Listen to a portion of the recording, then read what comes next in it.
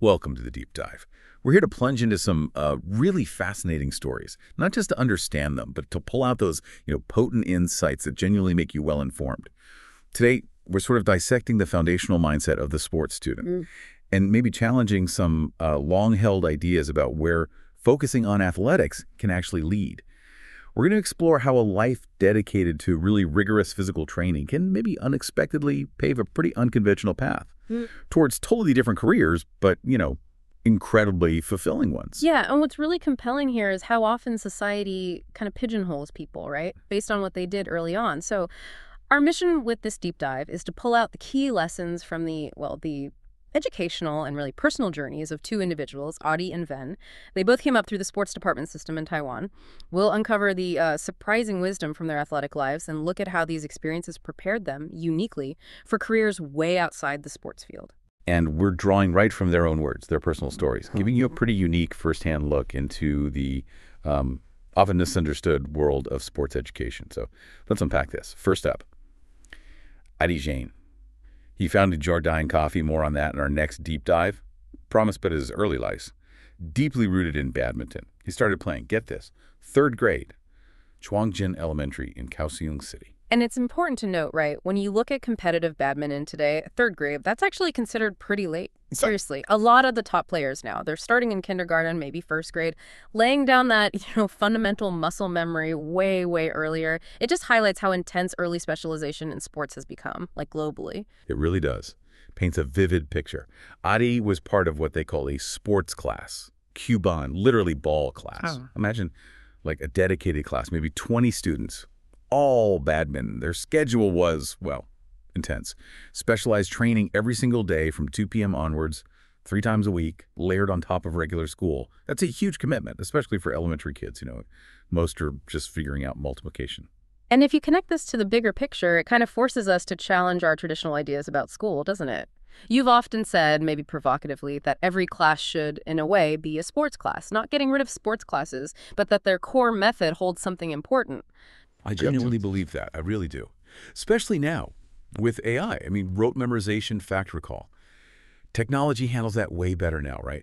So human education needs to shift big time. We should be fostering creativity, imagination, critical thinking, problem solving. These aren't just buzzwords. They're exactly the skills you develop through sports, through that immediate dynamic problem solving on the court. I'd even argue we should maybe cut back significantly on time for traditional subjects, Chinese, English, math, to make real room for more physical activity, diverse stuff, engaging stuff. It's an interesting way to reevaluate priorities, for sure. Fits with modern thinking.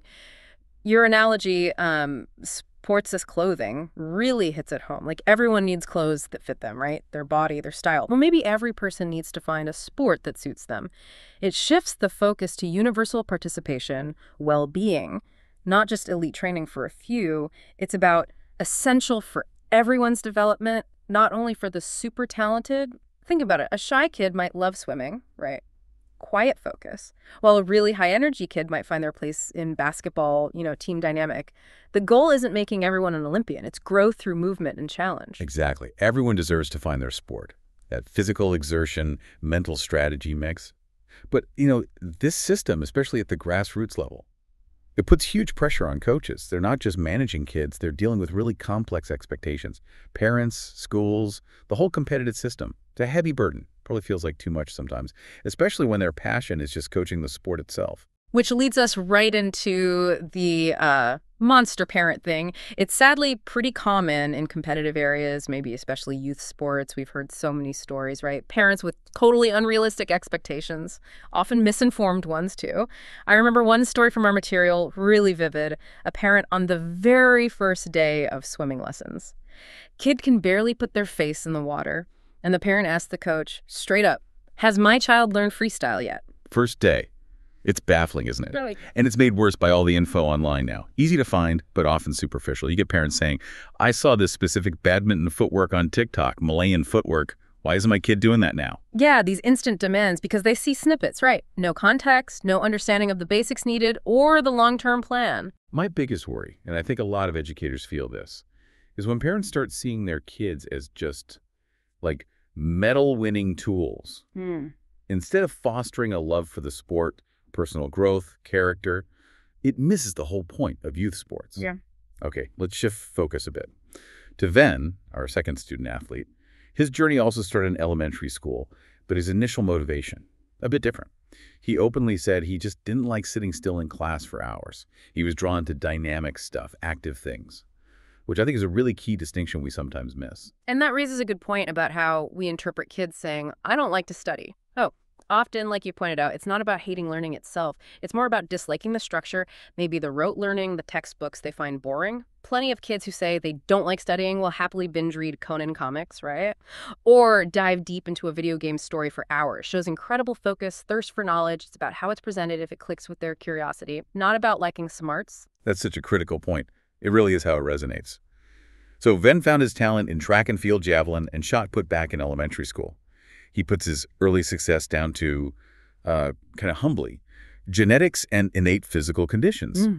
Things like being taller, stronger than his peers back then, really shows how much natural ability can play a role, especially early on. Gives some kids a head start. But what's really fascinating is how Ven handled the grind. Balancing school and sports, especially in junior high. Unlike 80, he wasn't in a dedicated sports class then. He remembers this really powerful, kind of blunt message from his teacher back then. Something like, you're not unable to study, you just don't love to study, you chose this path, so you must find a way to do both. Wow. That wasn't just time management, was it? It was a call for serious self-discipline, a new mindset. And that mindset, I think, is absolutely crucial. Vin described a really demanding schedule, intense training, pushing physical limits, then straight into piles of homework, often staying late at school long after friends left just to finish.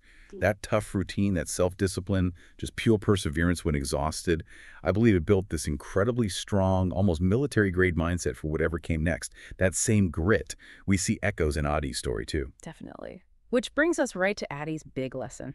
Facing setbacks. Sports just constantly throw setbacks couché at you, don't they? Missing a shot, losing a game, messing up in practice. Immediate, undeniable failure. Requires instant correction, mental toughness, bouncing back. In a world that often tries to maybe overprotect kids from failure or even discomfort, this constant exposure, this need to adapt, it's an incredibly valuable, if maybe tough, life lesson. Builds a kind of psychological resilience that's hard to find elsewhere. Couldn't agree more. It's like a real-time resilience boot camp. And for Ven, this constant push helped him develop another vital skill, self-assessment, and knowing when to pivot. He made a really interesting high school choice, Jianzhong, super prestigious academic school in Taiwan. But he wanted the sports student. Even then, the academic bar for sports classes was maybe different, but he still pushed himself academically too. But his self-awareness really shone through at university. He recognized his genetic ceiling, Daglo. Powerful phrase. Basically, my genes have hit their limit for track and field. He knew, honestly, because of physical limits like height compared to elite international guys. He just couldn't reach the absolute very top. And realizing that wasn't defeat. It was a strategic pivot, totally born from self-knowledge. Exactly. It's a vital life skill, right? Though often painful. Knowing when to adjust your goals, maybe even change direction completely, based on an honest look at your abilities and the reality out there. It's not just sports. It's, well, everything. Starting a company, making business shifts, forming a family, you have to assess your resources, your capacity, the market, then make tough, informed choices. That self-awareness, learned on the track, became his compass. Which brings us to an interesting point, the mix of luck and preparation. Then, for example, he passed a really tough government-sponsored student exam, the Confessiang exam. Big deal. But when you ask him, he mostly puts it down to luck. Yeah, it's the interesting paradox of luck you hear from successful people. They often credit good fortune, but you dig deeper and, well, luck seems to find people who are prepared, doesn't it? Ven calls it luck, but he also admits he had this compulsive interest in learning, and he consistently prepared, diligently. It highlights that, yeah, there are things you can't control, definitely, but you have to be ready, so when an opportunity pops up, you can actually grab it. It's not just being in the right place, right time, it's being the right person there. That's so true. You've absolutely got to be ready to meet luck halfway. But on the flip side, there's this systemic issue we see in sports sometimes. Works against an athlete's full potential. I call it territorial protection. Coaches, maybe especially at high school level, sometimes try to keep talented athletes close. In their region, their school. Why? Personal glory, team wins, maybe even coach bonuses tied to results. And that's such a stark contrast to the academic world, often, academic teachers. Usually they push their top students towards the best possible universities, right, wherever they are. Yeah. They prioritize the students' growth, their future potential, over keeping them nearby for the school's reputation. They see their role as helping students climb higher, not holding on to them. And I really think we need a major shift in mindset for sports coaches. They should see themselves less as just coaches, maybe more as craftsmen of human potential.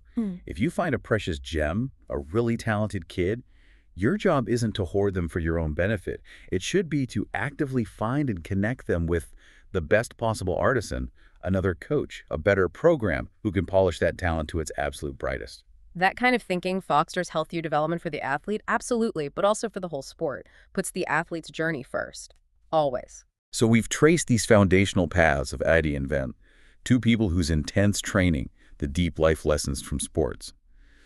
It built this unconventional but incredibly solid foundation for whatever came next. We see how that early dedication, badminton, track and field, navigating crazy schedules, facing constant setbacks, developing that deep self-awareness through sports, how it shaped their resilience, their capacity for huge growth. Yeah, their stories really drive home that the skills you hone on the field or court, they're not just sports skills. Discipline, perseverance, strategic thinking, brutally honest self-assessment, knowing when to pivot. These are universal assets, foundational for success in almost anything. Whether it's perfecting a serve, planning a race strategy, or just picking yourself up after a loss. Powerful, transferable lessons. Makes you wonder, though, doesn't it? How does that intense precision Adi needed for badminton footwork? How does that translate to a totally different craft? Or how Ven's strategic pivot, realizing his genetic ceiling in javelin, how could that inform, say, a complex business decision? We've seen what skills they built and why they matter, but their story takes this really fascinating, unexpected twist. Indeed, it really speaks to their adaptability. Both Adi and Ven, despite these intense sports backgrounds, even sports science degrees, neither ended up in traditional sports careers. Their paths led them away from the track, away from the court. And this is where their story gets really interesting, unexpected, this pivot, this unforeseen intersection. That's what we're diving into fully next time. But just think about this for a second. How do discipline, resilience, strategy, self-awareness from sports? How do those translate into the really nuanced competitive world of entrepreneurship? Specifically, the craft of coffee. How do you take the precision of a badminton smash or the power of a javelin throw and pour that exact same dedication, that strategic insight into brewing the perfect cup? It seems like a huge leap, right? Yeah. Physical power to artisanal craft. But maybe those underlying principles, mastery, dedication, they stay the same. Absolutely. So if you're intrigued by this unexpected link between elite athletes and the intricate art of coffee, and you want to know how those schools actually played out, you absolutely have to tune into the next deep dive. We'll uncover the full story behind their shared coffee venture. Trust us, it's a really invigorating blend of passion, strategy, and some pretty unexpected success.